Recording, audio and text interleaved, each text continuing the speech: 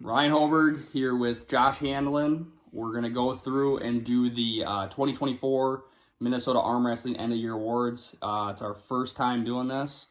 So here we go. We'll see how it goes, and we'll see if you guys like it. We'll do it again next year. You good with that? Yep, good to go. So to start, we're going to have Match of the Year.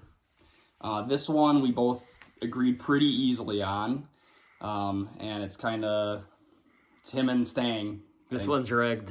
Yeah, this one's super rigged. Him and Stang, the super match event that took place back in October, the round 176 round robin. Any round was absolute wars. If you haven't seen it, go check out that video. The full round robin's on there. But every round was a hook war, and what lasted like 30 seconds a minute each. 30 seconds probably at least. Yeah. And then with fouls and stuff, like each match was a minute and a half probably or around there. Why do you think you guys are so even? Like in that format? I don't know. I think I feel like we've always been pretty close. Like we haven't had any long matches before. They usually were pretty quick, but it's just, I knew I could get them over here, and I was hoping I could get them quick, but I couldn't finish them. But like if I can stop a match right-handed, I could pull for a long time. Yep. And I couldn't finish them, so then, it came down to war because I wasn't going to let him beat me either, and I know I could pull for a long time. So he was like obviously like this close to beating me like more than a few times, obviously. Yep, and but, Josh... I just barely held on, especially at the beginning. Josh took second in that, and Jake ended up taking third. Nolan Selwood won that, but those... I mean, you guys pulled how many times? Three matches, but with starts and stops. Probably 9 starts. Yeah, starts and stops. We probably each had a foul on average each match. Yep. Or obviously we couldn't have had 2, so we would have lost. So even those were just rounds, we're calling that match of the year because it was epic. Great to be a part of. Second thing we're gonna do is Puller of the Year. I want to give honorable mentions for match of the year. Honor mention. Yeah. A couple that came to mind were, I could probably think of a few actually, but the Dave Hannon, Jake Stang, left hand. I don't know what Jake Stang, he always gets some wars, but their left hand match at Crunch Fitness was pretty epic in my opinion. Yep. Actually, I can think of a couple other ones. Derek Johnson had a few wars right-handed with Cole Casper that were pretty crazy. At the second. Wisconsin State and at the second time bomb tournament. Yeah. Also, actually, Lexi versus Pantera was close because it was back and forth. I can't remember how long the rounds were, but it was like a super back and forth even match. Well, they were pretty. They were long rounds, and Pantera, had no hand, bad positions, but like held on, and she was there. And, yeah. Luckily, didn't get hurt, obviously, and those were great matches. And we'll get to Lexi more in a minute here. Puller of the Year. So. A couple candidates for this one. The first one I thought of was Nolan Selwood. He first got a pin on Roman, which, big deal. I mean, he flashed him. Obviously, Nolan can flash a lot of people because he's so fast, but a pin's a pin, and that was impressive. And then he went on to win the 176 right-hand round robin with Josh and Jake Stang, Seth Carlson, John Grant, Braden Kurska. So that was a big... I mean, you'll admit this, he pretty much beat up everybody. And he was barely over 154, so he was giving up like 20 pounds to most guys. Yep. And he flashed everyone. On average, 20 probably. With the exception of Stang. But he almost flashed Stang, too. Stang caught him right above the pad. Very close. Yeah. So that's my first candidate. Uncle John is one we're going to throw out there. Go through the list, all of his stuff. Pretty much undefeated in Minnesota on the year. He won super matches, right hand with Eric Boudin and Connor. Bulau sweeps, clean sweeps. Beat Jeff Dave left-handed to rise to number 1 in Minnesota left-handed. Then he also pulled Paul Passmore, who is nationally ranked. Beat him. That was super impressive. And he also won both time bomb tournaments in the overall class, both right and left-handed, and the super class at the first one. I don't think he pulled the supers at the second one, but... And yeah, I don't know if you mentioned beating Connor, but not only beat Connor, but that was for right hand for number one in the state, yeah, because that spot was kind of vacant with Wessel stepping out. So it was, yeah, So John definitely is is between those two for sure. Lexi was another one I wanted to throw out there. Obviously she beat Pantera. Both arms. Both arms, yep. She, I think, won the females division at Time Bombs. I think she lost to Shauna one arm. She pulled Shauna Wagner and she won. I can't remember which arm, but they were like super even, and Yep. she won with one arm. And I think she beat her right and lost left. she beat her right Yep. and lost left. Yeah, that's right. And then the very next week, she won the East versus West qualifier left-handed, beat Michelle Dugan, which was super impressive. Insane. I don't know when that is supposed to be. When does she go pull again? I don't know. We'll actually. find that out, because that's a big opportunity for Lexi, obviously. And then the last candidate for Puller of the Year, in my opinion, was Derek. Derek Johnson yep. moved back to Minnesota this year. He won Wisconsin State right-handed. Yep. One of the best classes of the tournament, in my opinion. Beat Cole Casper, Mason Manning. Then he won the first Time Bomb tournament left-handed over Zach Hayden and got one win on Zach right-handed. Yep. He actually got a win on Uncle John left-handed too in the overall and took second. Which is very impressive. impressive. Was super surprising in my opinion. And I was super shocked that he beat Hayden right-handed one time, even though Hayden came back. And then the second Time Bomb tournament, he won right-handed in his weight class and in the overall. Beat Tony Wakely, Cole Casper, Sasha, Dan Blazier, etc. And he's given up weight. Beat me in an overall too. Yep. To the left. Yep, and he's given up weight to some of those guys in the 198s too. He wasn't like walking in at 190. He was 190, something around there. So roughly. But our choice, we agreed upon this one 100%. Uncle John. Mm-hmm. Uncle John's going to be 2024 Minnesota Puller of the Year. You know, to go and be number one right hand, number one left hand, get a win on Dabe, get a win on Paul Passmore, like just impressive. He won stuff. everything. Yep. Yeah. Yep. Everything. Qualify for Arnold's too in Texas at the end of the year to wrap it up. Yep. Left-handed. Next one is progression of the year. So who progressed the most in 2024 most Minnesota improved, Pullers? yep. Most improved. Yep. Thu Ong, I think, is that how you say it correctly? Think so. 154 guy, but I mean at the He's start 139. Yeah, I was gonna say he's like 144. So he looks like he's 160. He's big, but he is light for how big he looks. Because he's short.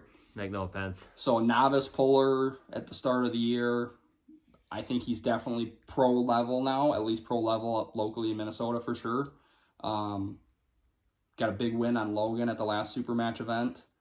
And just talking practice, you can just feel the progression. Mm-hmm. It's insane. I mean, he's got to get some more opportunities. Obviously, he's going to California State was me at the end of January. Yep. There's a 145 and under class there, so he'll walk in at weight. And Yep. Should be some of the top 145 pounders in the USA there to test them out. So that'll be really good to see where that progression actually is at on a national level. That'll be pretty cool. Jason Reamer. Jason Reamer came back. How many years has he been back now? Maybe He came back at the beginning of 2021 or 2. I can't remember. 2022, it seems. Because he wasn't at 2022 States. 2022. So, beginning. Yeah, I It think. was the year I went to South Dakota with Connor. Yep. So, yeah, 2022. Yep. And so, obviously, for those of you who don't know Jason Reamer, monster back in the day, has a lot of big pins. I mean, John Brzank, Michael Todd, Mike Solaris. Yep. Yeah, etc. And this is back, I mean, that's back when Early Michael 2000s, Todd was 198 class when Michael Todd was also 198. Yep.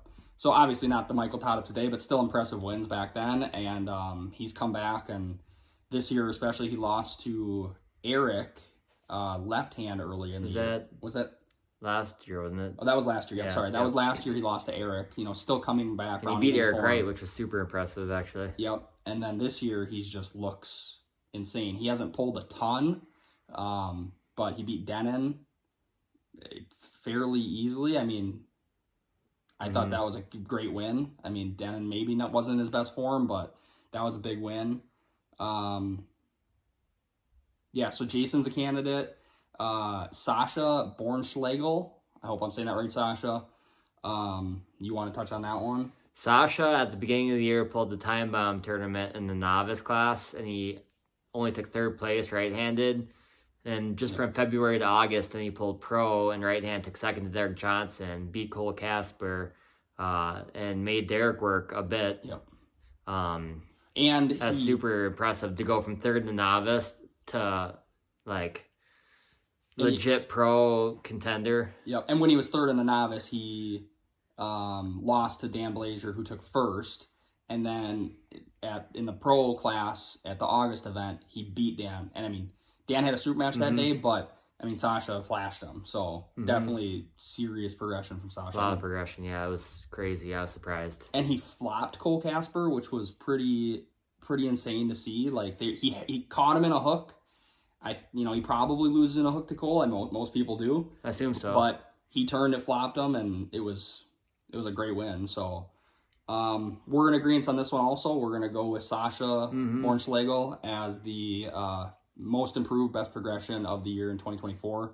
Insane progression. Yeah, like Jason feels way stronger, but he hasn't really proven it in tournaments because he competes not very often. Yep. Only once this year, actually, I think, right? Yep. So he does motocross, right? So in the summer, yep. So that keeps him pretty busy.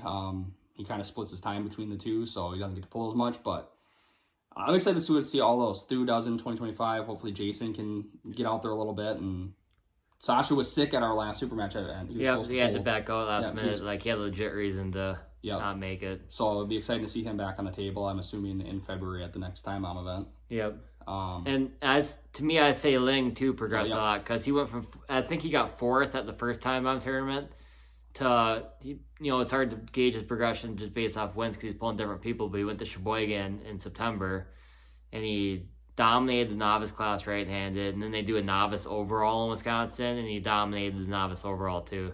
Literally, and there were people there. It wasn't like 2-3 guys in the class. He probably had like at least 10 guys in his class, and it was like a joke for him. Like no offense to those guys, but it wasn't even close, even a little bit. Yep. Like I'm like, what the heck? And I don't think I can beat Ling anymore after seeing that. No. And the one thing I want to say about Ling and Thu and Jason and Sasha, Sasha practices down southeast, but I know he's the one hosting practices, so he's practicing all the time. All of those guys are guys who are showing up to practice. Yeah, consistently. They barely ever skip. Yep, they barely skip practice. So, if you guys out there want to be someone who progresses, go to practice. Go to practice, yeah.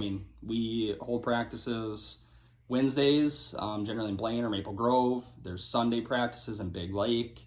There's practices weekly down in southeast Minnesota, and then there's the Duluth group. So there's practice all over. So if you guys are new to arm wrestling, Minnesota Arm Wrestling on Facebook, reach out and start coming to practices. Or if you're guys who are slacking, get back in it. Let's go.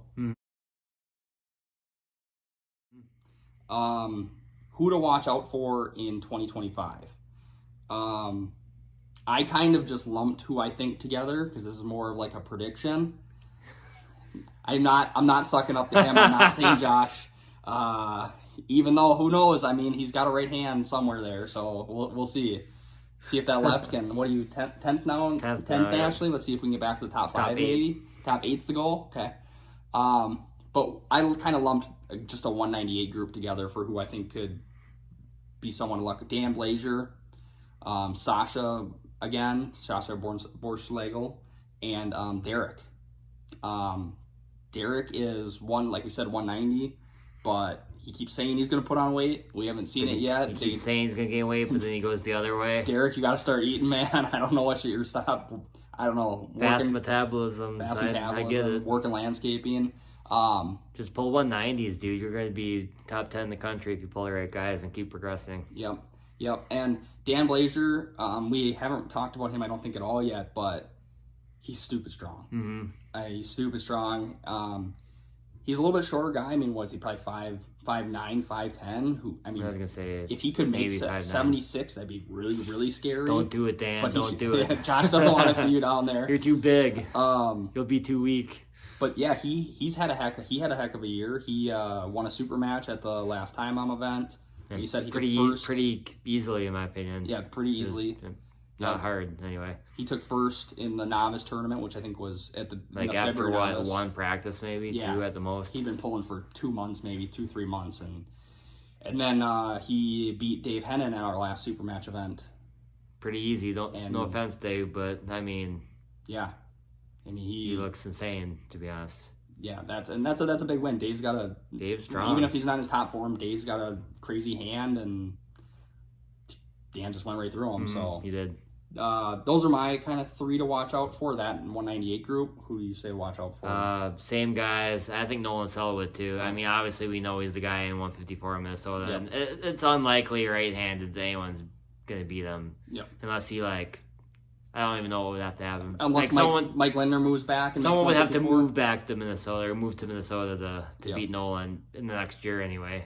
But I think nationally watch out for Nolan because he just has to go somewhere and he can beat a lot of guys. And Nolan, and he's only getting better. And he did. I know he won Nationals junior, right? He won IFA World Junior IFA 2021. World, yeah. Actually, no, that's not true. He took second. Cole Casper won.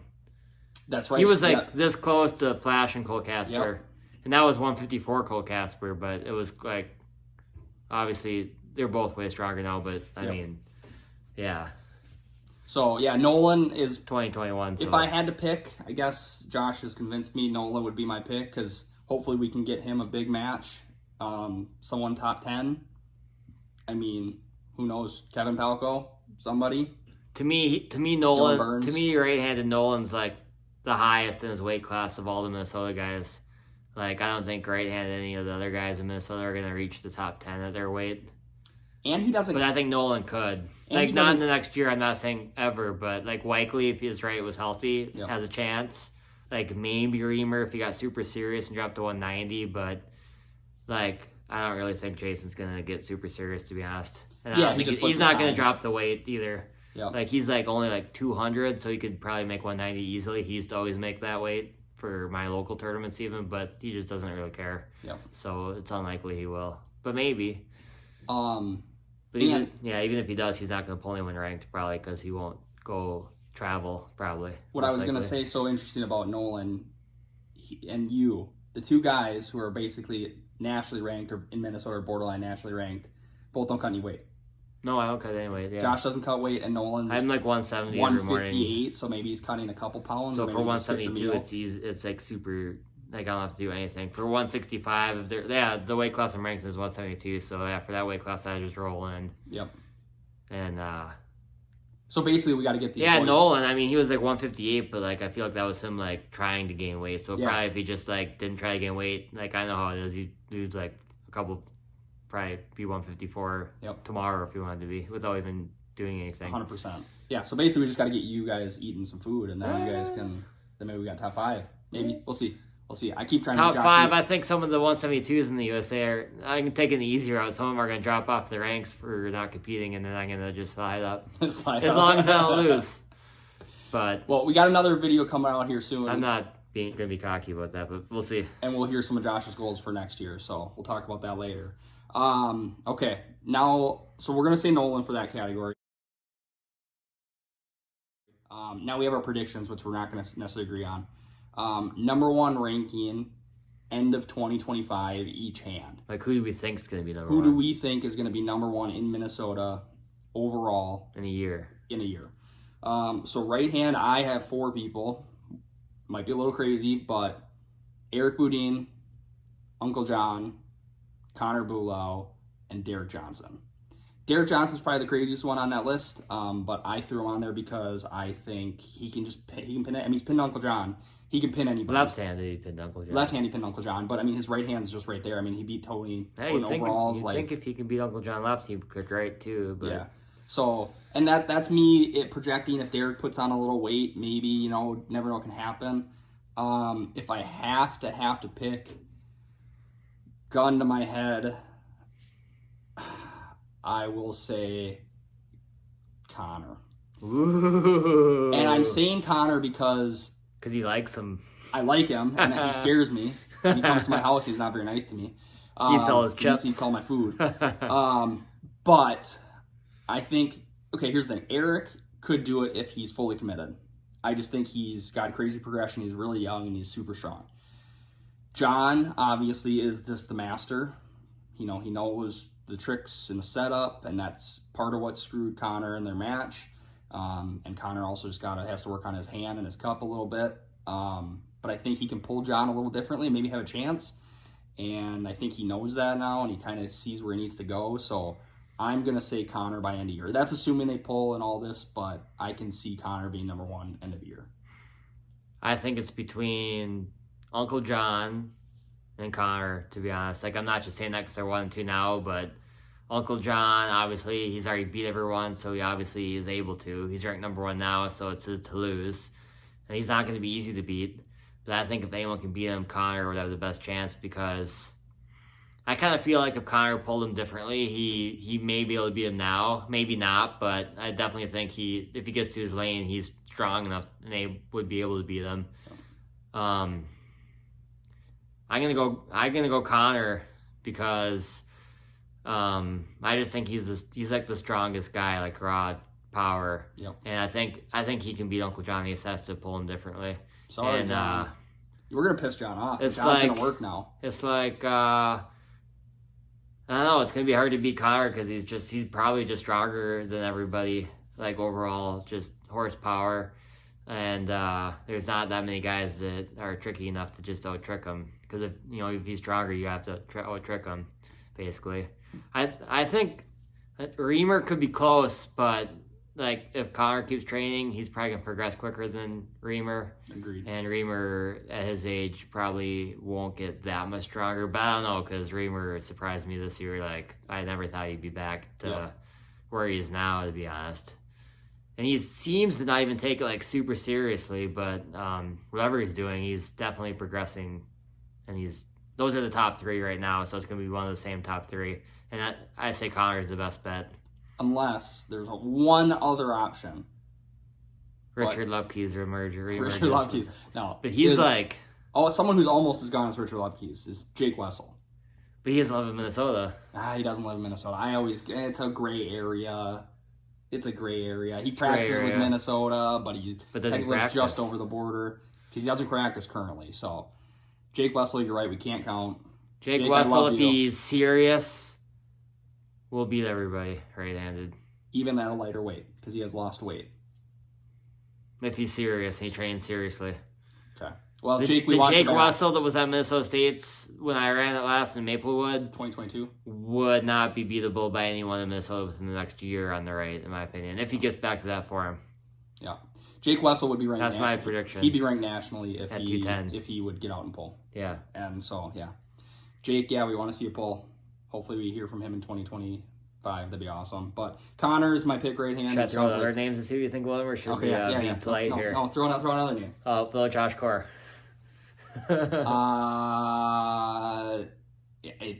Long shot, just because he doesn't. I mean, he hasn't been active enough. I don't know if he practices. I know he practices with his kids. Yeah, with his kids. But I don't know if that's enough to be number 1. You either have to be so stupidly much stronger than everyone else, or you have to be committed, or you have to have great technique. In the gym, he's probably top 2, I bet, in the state, him and Connor. I would love to see him and Connor just go in the gym together. A lot of weight. I would love to see him and Connor in the gym. I've heard numbers, but... Yeah. That would be a long shot. I mean, it's not impossible. I mean, he just came back last year. So, in theory, it's not impossible, but I wouldn't put my money on it. Josh, I guess that's going to motivate you, hopefully. Okay, so overall right hand, we're going Connor. I'm not going to start any more trouble, so I'll be quiet. Okay. Overall left hand, for me, this is a very obvious one. I think you're probably thinking the same thing as Uncle John. Yeah, Uncle John. If you beat Uncle John in 2025, it's because you went on the Pancake Devin diet and you're 220 pounds. But Uncle John, he does have like an elbow injury right now, so that's the one thing. Yeah. If he's out, then it's Reamer or Connor, same guys. But Wessel, again, if we count Wessel, Wessel's left's hurt right now too. We've had this debate. Know his left's off the table right now. Yeah. We've had this debate about Jake Wessel, whether he should count or shouldn't count, or should count or shouldn't count, forever. But he's currently not here, so we can't say Jake. I'm going Uncle John. I'm going Uncle John. I mean, he's kind of he's open about this. He's protecting his left hand a little bit. He's got stuff nationally lined up, so he's trying to be smart about who he pulls. I know Brett wanted to pull him at the last event, And Uncle John was like, nope, I'll pull you right, not left. But Brett wants that match. And I Brett's know that. moving to Duluth, still to be Minnesota. Oh, he is? No, I just made that Oh, up. wow. Okay, that was about to be breaking news. Oh, I shit. had no idea. Yeah, I don't know. Brett could do it if he came here, but I don't see anyone in this area beating John's left anytime soon. My pick's John too. Should I cause more trouble though? Yes. How about right hand Seth Amundsen? He doesn't pull. Sorry, Seth Seth. Amundsen, I think he can be top 3 tomorrow. Seth, come back. I'm not even just saying that either. You know it. I mean, Seth's kind of the same way. He's got work That stuff. dude's retarded strong. is. He could just come out and be top 3 easily, I think. I could be wrong, but He was when they pulled, Wallace Dilly came and pulled up north with the North guys, and Seth was definitely the closest with Wallace. besides Brett maybe. I think Seth was closer. But Seth pulled him after Brett. Yeah, so it's hard. It's Or tough to Wallace, say, so- but I think right now I'd like to see Seth against John.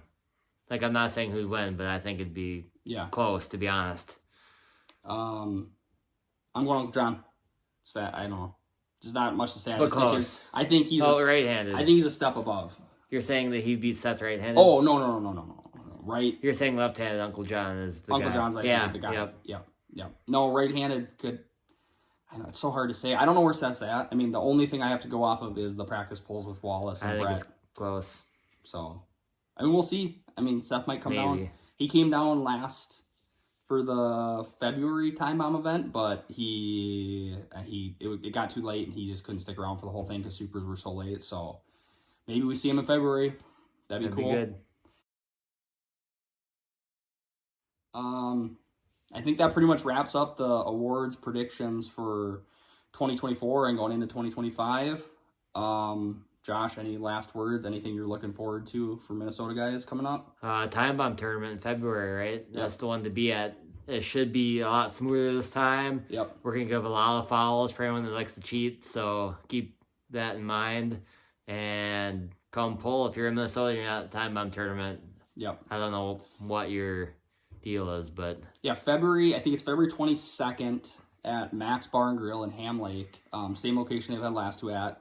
Tim Lewis is running it, like the brackets. They're still putting it on, but Tim so it Lewis should be running brackets. smooth. Tim's ran brackets before. He's ran Corey Miller's system, so Yep. he knows what to do as long as like the internet doesn't crash or something weird. Yep. So, and for the super match events going forward, I'm strongly encouraging everyone to have pull time bomb events, just because we want to see you active locally. Can't just pick and choose where we pull. We gotta, if we're gonna support the state and support arm wrestling in Minnesota, we gotta try to pull these events. They're the only ones putting on events, and like we greatly appreciate that. So shout out to Time Bombs.